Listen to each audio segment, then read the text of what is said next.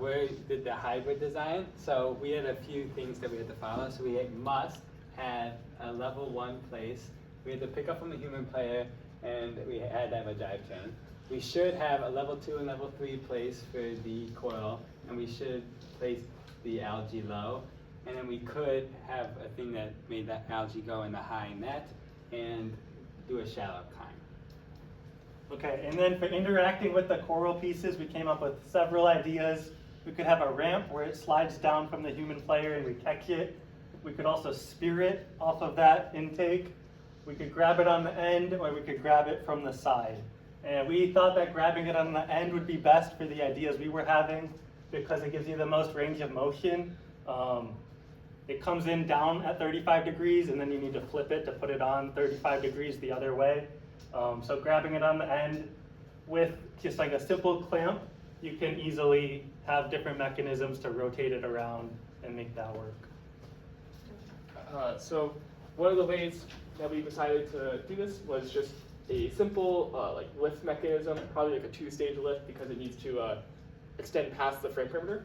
So the idea would be is, we didn't draw it, but it would come in from the human player station, it would come in down here, and it would grab it either from the side or from the bottom or from the end, and then it can just lift it up and down, and it can also have range of motion, probably from like a servo.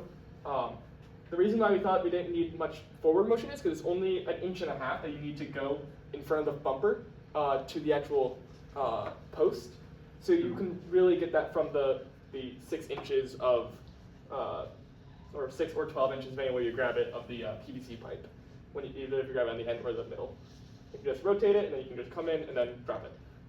And then do you want to talk about? Yeah.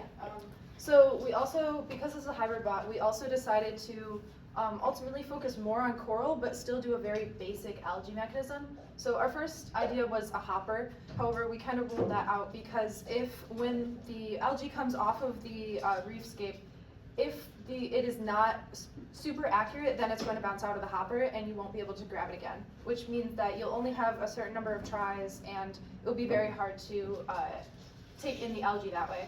We also thought about a grounded take, which is still possible.